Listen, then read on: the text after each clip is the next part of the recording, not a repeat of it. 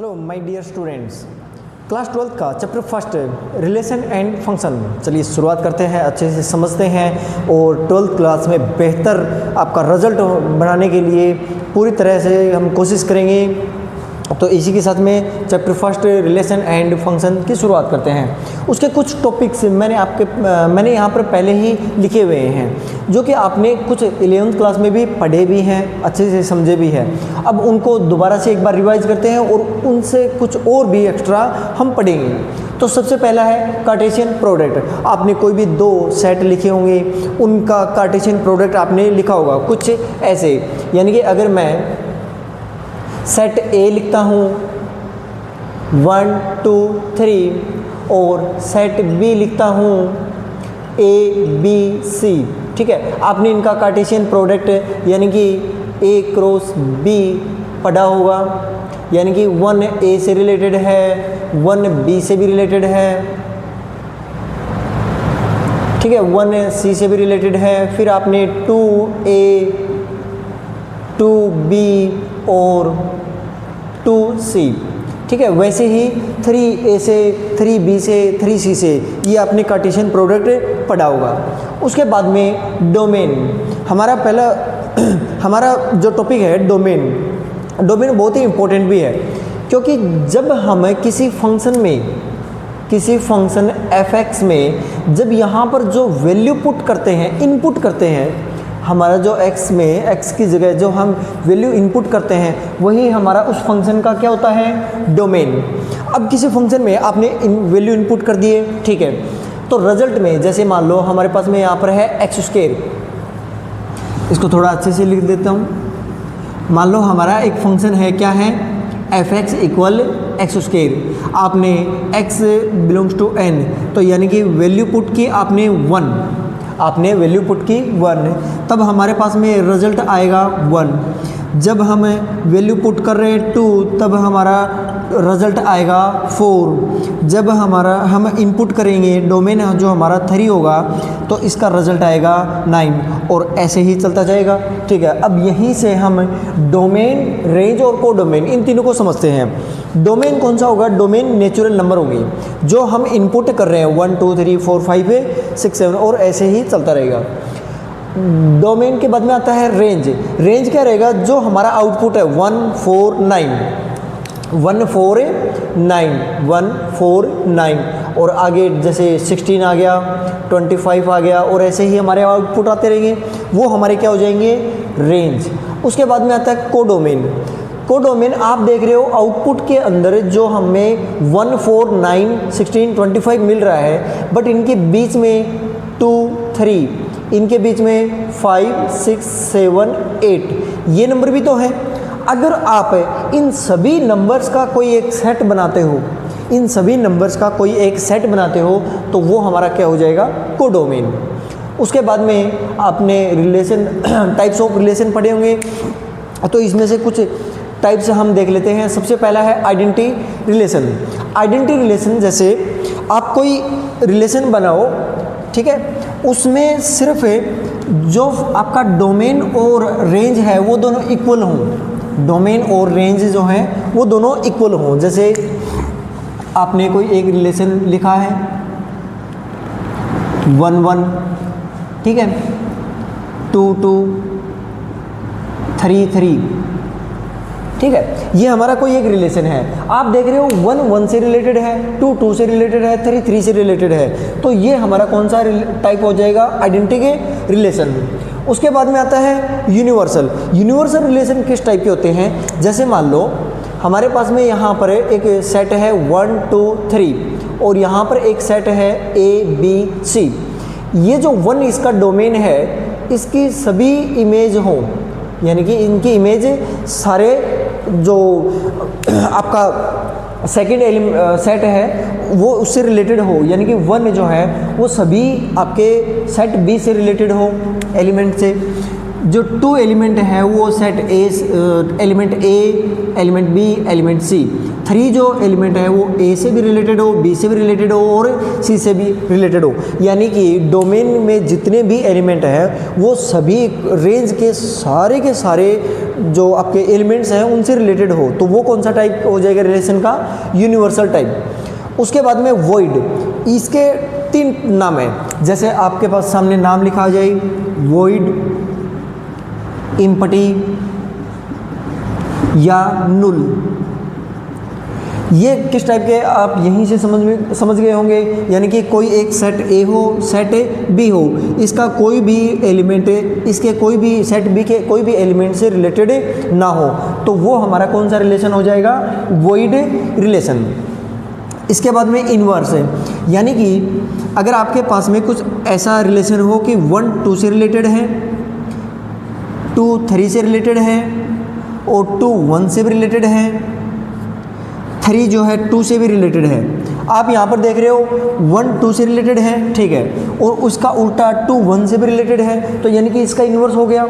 2 3 से भी रिलेटेड है और 3 2 से भी रिलेटेड है, यानी कि इसका भी इन्वर्स हो गया, तो ये कौन सा हो जाएगा हमारा इन्वर्स रिलेशन। इसके बाद में आता है रिफ्लेक्सिव। रिफ्लेक्सिव रिलेशन कैसा होता है, जैसे हमने अभी पढ़ा था आइडेंटिटी रिलेशन, वो इसी टाइप के होते हैं, लेकिन इनमें डिफरेंस क्या होता है, चलिए देखते हैं। मान लो आपके पास में एक सेट ए है और वो रिलेशन आपने कैसे बनाया है, 1 1, ठीक है, 1 2 1 3, ठीक है, उसके बाद में 2 2 2 1 और 2 3। अगला हो जाएगा अपना 3 1 3 2 और 3 3।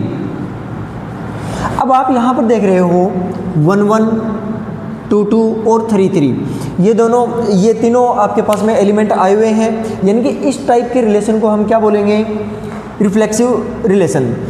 अब आप बोलोगे कि इसको तो हम आइडेंटिटी रिलेशन भी बोल सकते हैं, लेकिन आइडेंटिटी रिलेशन में हमारे पास में जो 1 1 2 2 और 3 3, इसके अलावा जो 1 2 1 3 2 1 2 3 बाकी के कोई भी एलिमेंट या रिलेशन नहीं होने चाहिए। अगर हमारे पास में सिर्फ ये वाले रिलेशन है तब हम इसको बोलेंगे आइडेंटिटी रिलेशन, लेकिन इसके साथ में अगर और भी कोई एलिमेंट या रिलेशन है तब हम इसको बोलेंगे रिफ्लेक्सिव रिलेशन।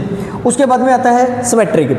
सिमेट्रिक यानी कि 1 अगर 1 2 है, यानी कि रिलेशन क्या है, 1 2 रिलेशन है, तो यानी वापस से क्या होना चाहिए, 2 1, यानी कि वैसा ही जैसे इन्वर्स है, इन्वर्स रिलेशन पढ़ा है ना आपने, तो वैसे ही हमारा क्या होता है, सिमेट्रिक रिलेशन होता है। लेकिन फिर बात वापस से घूम करके वहीं आ जाती है कि अगर इन्वर्स रिलेशन हम किसको बोलेंगे, ओनली 1 2 और 2 1 हो, 1 3 और 3 1 हो, अगर यही हो, अगर कि उसी रिलेशन में अगर 1 1 2 2 3 3 2 3 ये आ गई, तब हमारा रिलेशन वो इन्वर्स रिलेशन न होकर के कौन सा रहेगा, सिमेट्रिक रिलेशन रहेगा, जैसे कि यहाँ पर आप देख पा रहे हो। उसके बाद में ट्रांसिटिव। ट्रांसिटिव यानी कि 1 2 रिलेटेड है, रिलेशन है हमारा, ठीक है, फिर 2 3 रिलेशन है हमारा, ठीक है, क्या हमारा 1 3 भी रिलेशन है, बिल्कुल है यहाँ पर, यानी कि हम बोल सकते हैं A to B रिलेशन है, B to C ये भी रिलेशन है, तो क्या A to C रिलेशन है, अगर हाँ तब हमारा ये कौन सा रिलेशन हो जाएगा, ट्रांसिटिव। और अगर आपके पास में कोई क्वेश्चन ऐसा आया हो जिसमें रिफ्लेक्सिव रिलेशन भी हो, सिमेट्रिक रिलेशन भी हो और ट्रांसिटिव रिलेशन भी हो, तब तीनों अगर पॉसिबल हो तब हम उस रिलेशन को क्या बोलेंगे, इक्विवेलेंस रिलेशन बोलेंगे। आपके पास में बोर्ड में क्वेश्चन काफ़ी बार आते हैं कि prove that this is the equivalence relation, example of equivalence relation, तब आप उसमें रिफ्लेक्सिव, सिमेट्रिक और ट्रांसिटिव इन तीनों को प्रूव करोगे तभी हमारा प्रूव होगा कि ये एक इक्विवेलेंस रिलेशन है। उसके बाद में अगला टॉपिक आपका आता है फंक्शन। फंक्शन बहुत ही प्यारा और यूँ मान लो आपके मार्क्स बढ़ाने वाला, प्लस आपका इंटरेस्ट मैथमेटिक्स में इंटरेस्ट बनाने वाला, प्लस मैथमेटिक्स की रीढ़ की हड्डी कौन सा टॉपिक है हमारा, फंक्शन। चलिए शुरुआत करते हैं फंक्शन टॉपिक की।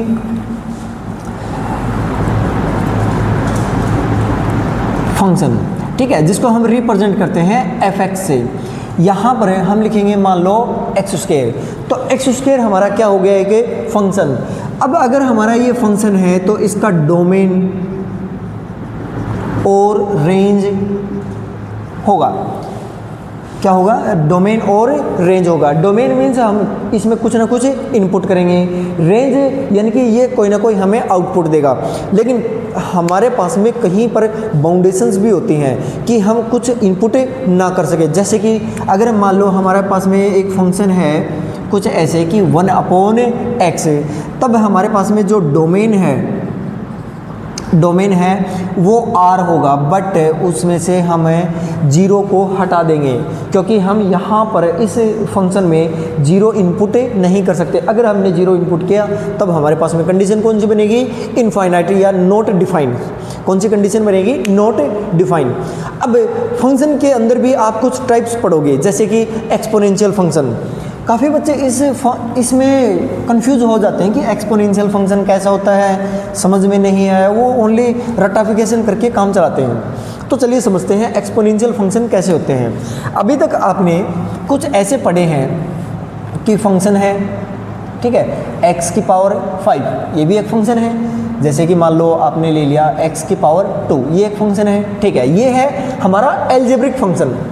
अब अगर मैं इसका उल्टा कर दूं, यानी कि मैं लिखूं 2 की पावर x, ठीक है, तब हमारा ये कौन सा फंक्शन बन जाएगा, एक्सपोनेंशियल फंक्शन। अब हमारे पास में इसका एक ग्राफ भी होता है। अब कुछ बच्चों को वो ग्राफ जो है वो समझने में दिक्कत भी होती है। अब जैसे इसका ग्राफ आपका बन जाएगा कुछ यूँ करके, ठीक है, यहाँ पर ये इंक्रीजिंग फंक्शन भी है, ठीक है, यहाँ पर ये हमारा पॉइंट हो जाएगा 0 1, ठीक है। अब हम इसको समझेंगे कि सबसे पहले ये ग्राफ बना कैसे है। आप देखिए इसके अंदर इस फंक्शन को हम कुछ ऐसे लिख लेते हैं, a की पावर x, एक यानी कि कोई हमारा एक कांस्टेंट नंबर है। तब हमारे पास में यहाँ पर कंडीशन होती है कि a ग्रेटर देन 1। अगर a हमारा ग्रेटर देन 1 है तब हमारा ग्राफ कुछ ऐसा बनेगा। अब वो क्यों पॉसिबल है, ये कैसे बना, देखिए मैंने आपको बताया था कि फंक्शन है, ठीक है, a की पावर x है। अब a जो है हमारा ग्रेटर देन 1 है, मैं इसकी जगह मान लो क्या ले लूँ, 2 ले लूँ। अब आप इसमें इनपुट करते जाओ। सबसे पहले मैंने इनपुट किया 1/2, तब आप क्या लिखोगे 2 की पावर 1/2, जो कि हमारा √2 रहेगा, क्या रहेगा, √2। फिर मैं इनपुट करूँ 0, तब हमारा 2 की पावर 0, रिजल्ट क्या जाएगा 1।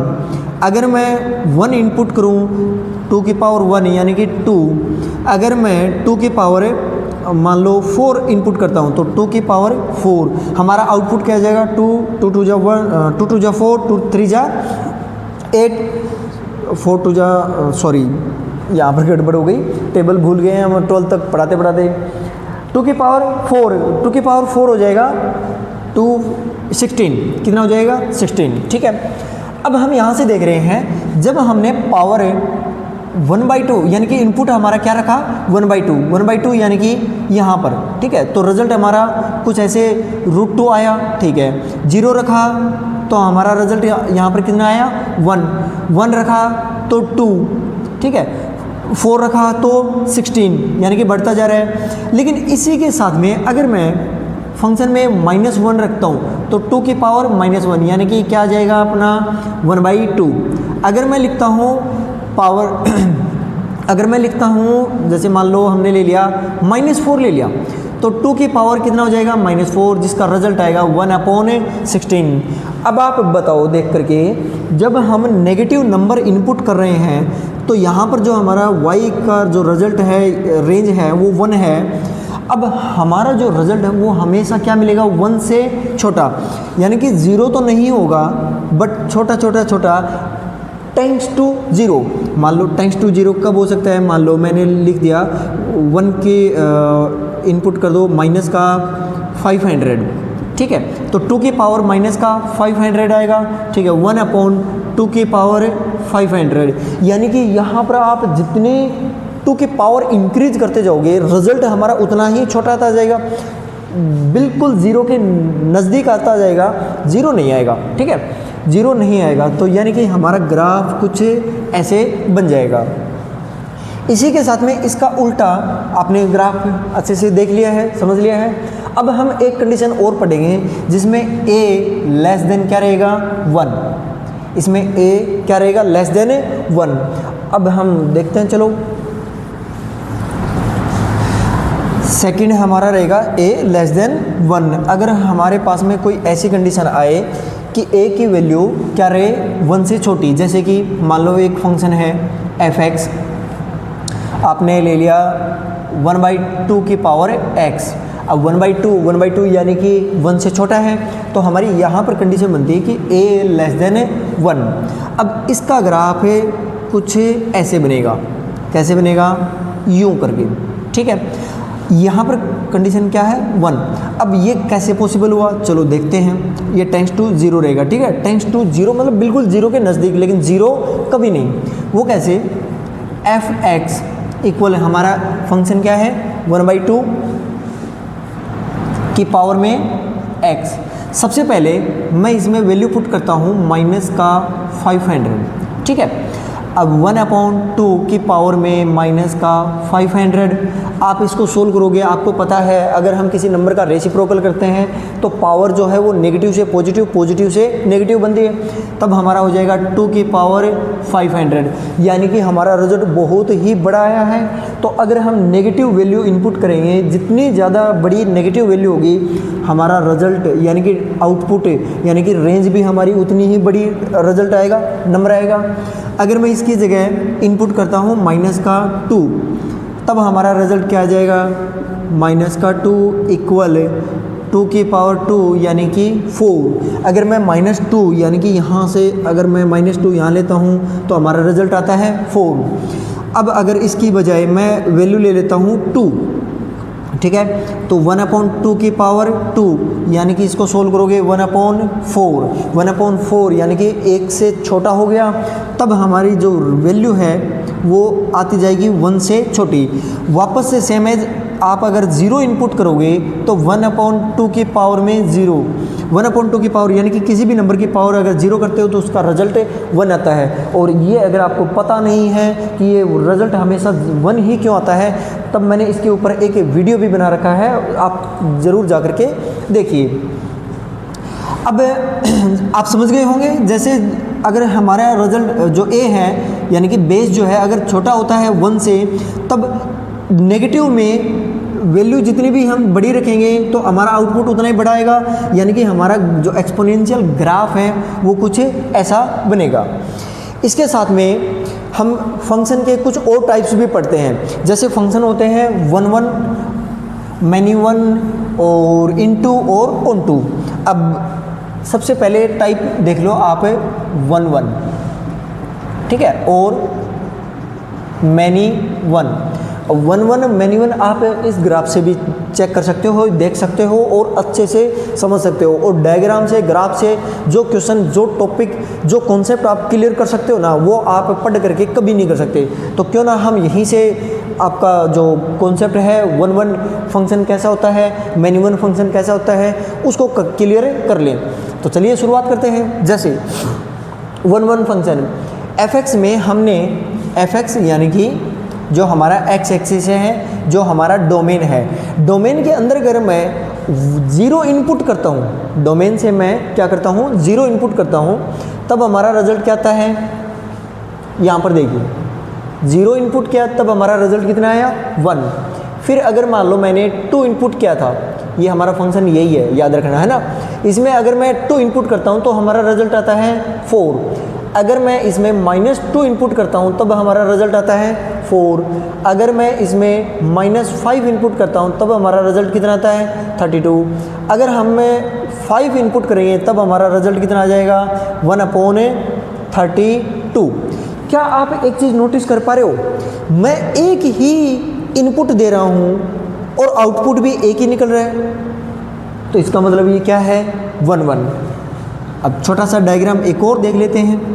1 2 3 3 4 5 A B C D E, यानी कि 1 इनपुट क्या A output, 2 input B output, 3 input C output, 4 input D output और 5 इनपुट E आउटपुट। यानी कि अगर एक इनपुट से एक आउटपुट निकल रहा है तो ये फंक्शन हमारा को कैसा हो जाएगा, 1 1 फंक्शन। अगर मान लो कहीं पर इनपुट आप एक दे रहे हो लेकिन आउटपुट आपके 2 निकल रहे हैं, तब हमारा फंक्शन कौन सा हो जाएगा, मैनी वन। जैसे कि हम एग्जांपल लें f(x) इक्वल √x, ठीक है। अगर मैं इसमें वैल्यू पुट करता हूँ 1 तो √1 यानी कि ±1, ठीक है। हमारे पास में आउटपुट कितने आए हैं, 2। अगर मैं इनपुट करता हूँ 4 तब हमारा रिजल्ट कितना आएगा, ±2, यानी कि पॉजिटिव में 2 है, नेगेटिव में 2 है, वी कांट डिफाइन। सो हमारे रिजल्ट 2 हो जाएंगे। इनपुट 1 डाला है बट आउटपुट कितने आ रहे हैं, 2 आ रहे हैं। दैट मीन हमारा ये कौन सा फंक्शन हो जाएगा, मैनी वन। अब बात करते हैं 2 टाइप के फंक्शन और बच गए, 2 टाइप के फंक्शन और बच जाते हैं और वो हैं आपके इनटू और ऑनटू, ठीक है। इनटू और ऑनटू डिपेंड करता है आपका रेंज पर, ठीक है। मान लो आपके पास में एक फंक्शन ऐसा है 1 2 3 4 5 A B C D E F, ठीक है। 1 2 3 4 5 ये सारे रिलेटेड हैं। हमारे पास में रेंज के अंदर एक एलिमेंट ऐसा है जिसकी कोई भी प्री इमेज नहीं है। यहाँ पर जितने भी एलिमेंट है, मान लो 1 है, 1 की इमेज क्या है, A, 1 की इमेज क्या है, A है। और A की अगर प्री इमेज की बात की जाए तो कौन है, 1। C की प्री इमेज की बात की जाए तो कौन है, 3 है। अब वैसे ही अगर मैं बात करूं F की कोई प्री इमेज है, नहीं है, कोई भी प्री इमेज नहीं है। दैट मीन वो कौन सा फंक्शन रहेगा, इनटू। अगर मान लो हमारे पास में ये फंक्शन है, ये जो एलिमेंट है वो नहीं होता, तब हमारे पास में हमारा जो फंक्शन होता है वो किस टाइप का होता है, ऑन टू टाइप का। जैसे कि अगर मैं एग्जांपल लूँ, दोनों टाइप की एग्जांपल ले लेते हैं, ठीक है। f(x) equal x - 1, x belongs to natural number. आप इसमें 1 इनपुट करोगे तब रिजल्ट कितना आएगा, 0। 2 इनपुट किया, रिजल्ट आया 1। 3 इनपुट किया, रिजल्ट आया 4। यानी कि एक नंबर से इमेज बन रही है, रिलेटेड है। एक जो एलिमेंट है वो दूसरे एक ही एलिमेंट से रिलेटेड है। दैट मीन ये हमारा कौन सा हो गया, इनटू। यहाँ इस जो रेंज है या कोडोमेन है उसमें कोई भी एलिमेंट ऐसा नहीं होगा जिसकी कोई प्री इमेज ना हो। लेकिन अगर इसी की जगह हम फंक्शन लेते हैं x², तब हम देखते हैं 1 2 3 4 5। हम यहाँ पर भी देखते हैं 1 2 3 4 5 6 7 8 9।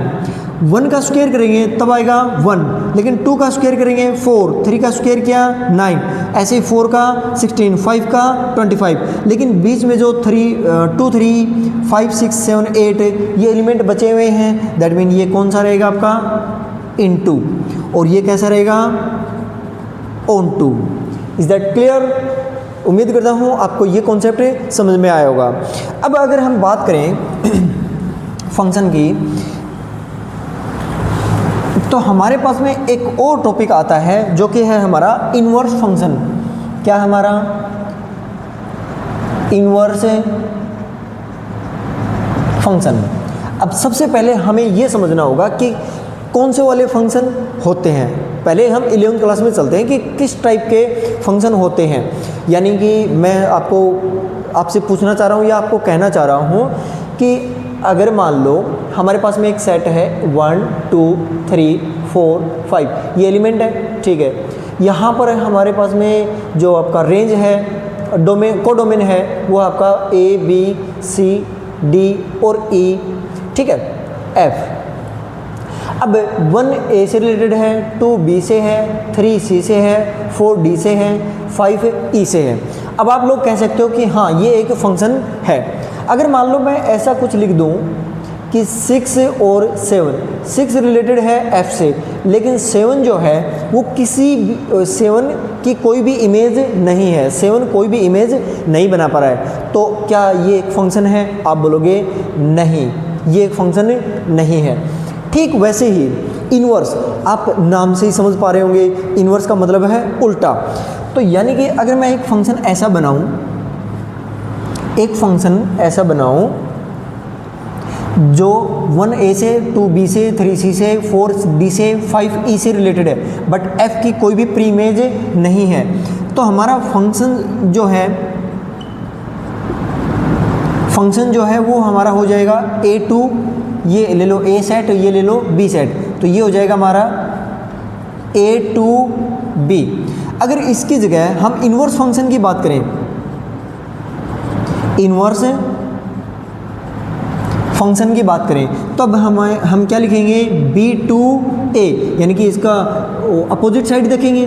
a किससे रिलेटेड है? 1 से, b किससे रिलेटेड है? 2 से, c 3 से, d 4 से, e 5 से, लेकिन क्या f है? f कोई इमेज बना पा रहा है इन्वर्स फंक्शन में? नहीं।